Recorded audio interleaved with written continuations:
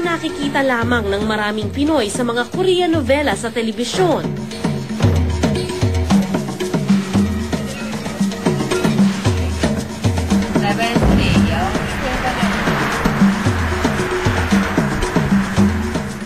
Isinusulat din ang mga panibagong kabanata sa buhay ng mga OFW.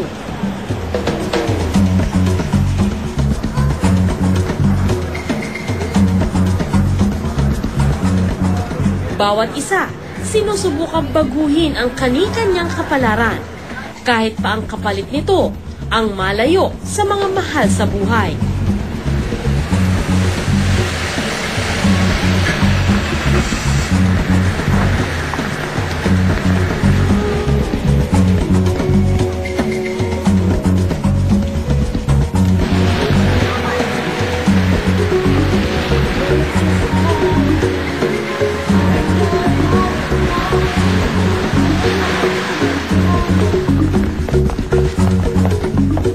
Ng niebe ang ilang lugar sa Korea. Puting-puti at napakaganda sa paningin.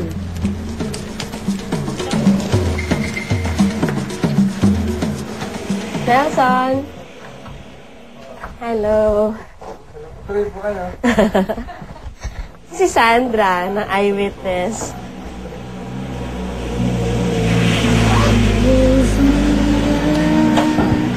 Ano ba nga pwede rito? Pero walang panahong sumilip man lang sa ang mag-asawang Nelson at Liza. 7, pulbo sa kato. Ito. Abala sila sa pag-iempake. Paano ayos? Alagay ko rin eh. Ilaalag. Paano? Mga 7. 10 mo na. Magaan lang naman.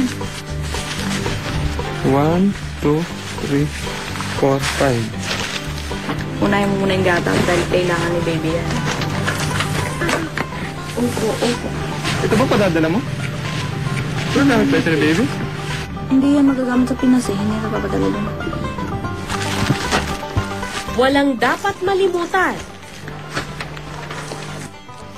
Para sa isang napakahalagang paglalakbay.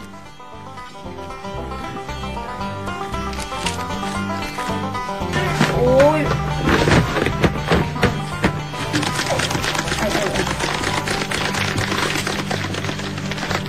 Pinatakan mo na. Ano to? Lang. Ang kanilang munting anghel na si Dave, ipinanganak sa Korea 1 buwan na ang nakararaan. Kasi nung una ko siyang nakita, talagang pagkalabas niya, nakita ko na siyang yung hawak ng doktor sa paa. Tapos nilagay dun sa kasi papaliguan siya. Sabi ko, talaga bang nanganak na ako? Hindi ako makapaniwala.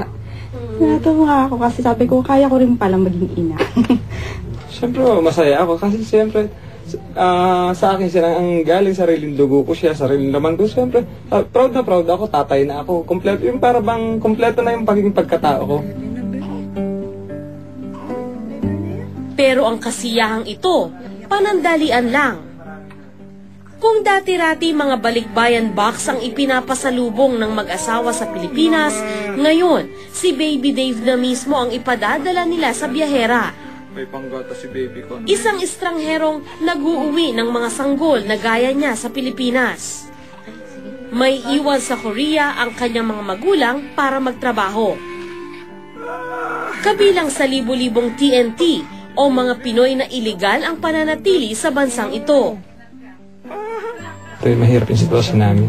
Mahirap naman yung bata magiging TNT rin o mahuli man yung isa sa amin. Paano man yung bata, diba? Kaya mas maigi na rin pati yung papauwi namin yung bata na nandito kami magtatrabaho kaysa naman sasamahan namin. Paano naman yung bata, yung kinabukasan niya? Hindi pa naligo si baby. Ilang araw na lang ang pagsasamahan ng pamilyang ito. Kaya ang bawat sandali nakalaan para sa kanilang paalis na sanggol. At walang katiyakan kung kailan sila magkikitang muli.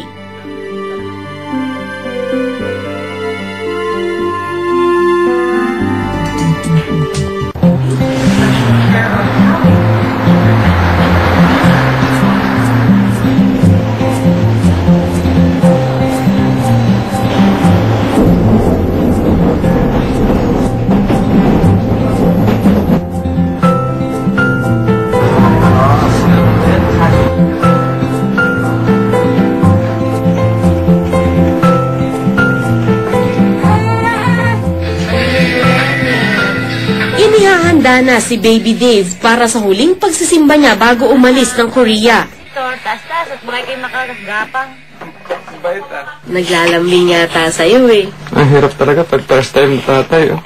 Bakit? Hindi, kada iyak yung anak ko siyempre. So, iniisip ko, sabi ko, ano kaya masakit sa kanya? Ano kaya yung problema? Hindi ko alam kung paano ko nga. Kaya, Paano matahanin? Pogi?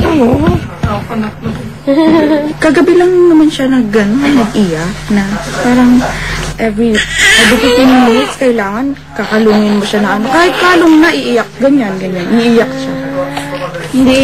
Wala namang dahilan na ang problema. Nakaupo na siya. Pero meron din sa Sunguri ating simbahan.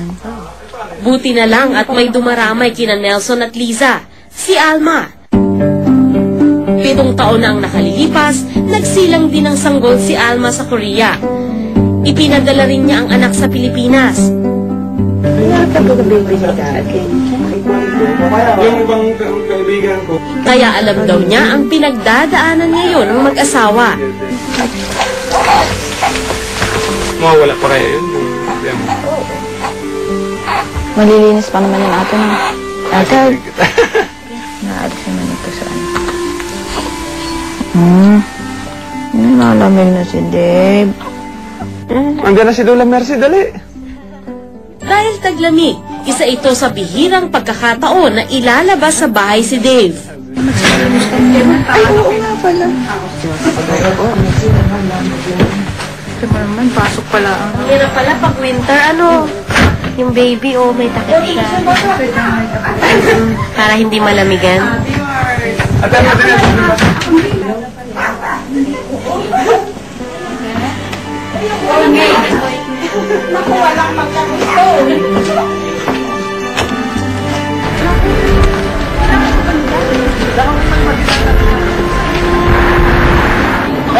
Ito na yung bus.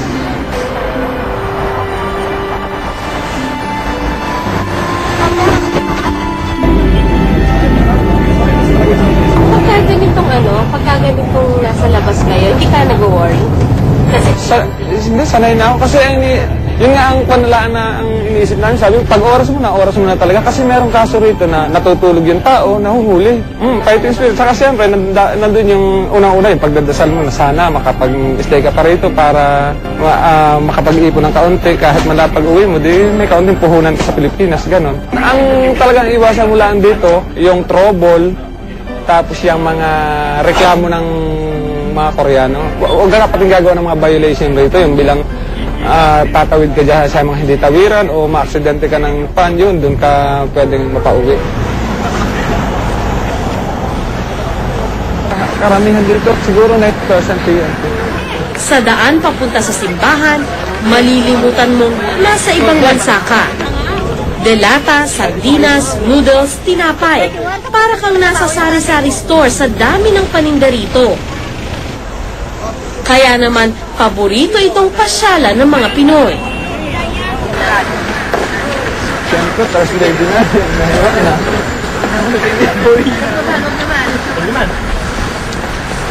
At puntahan natin ang Korea. Ano ang bago o ano ang uso sa Korea?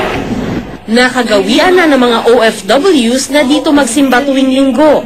Kahit paminsan, may patama ang pare sa kanila. Ang isa pang uso dito sa Korea ay maraming binibinyagan. Walang ikinakasal. paano kayo naging citizen? Sa labas ng simbahan, nakilala ko ang ilang biyaherang nagpapapasok ng mga produktong Pinoy mula sa Pilipinas papuntang Korea. Pagbalik naman sa Pilipinas, hindi na paninda ang bit-bit nila, kundi baby. Mahirap. At saka yung mga paninda natin, pag pinasok mo sa airport, walang tax.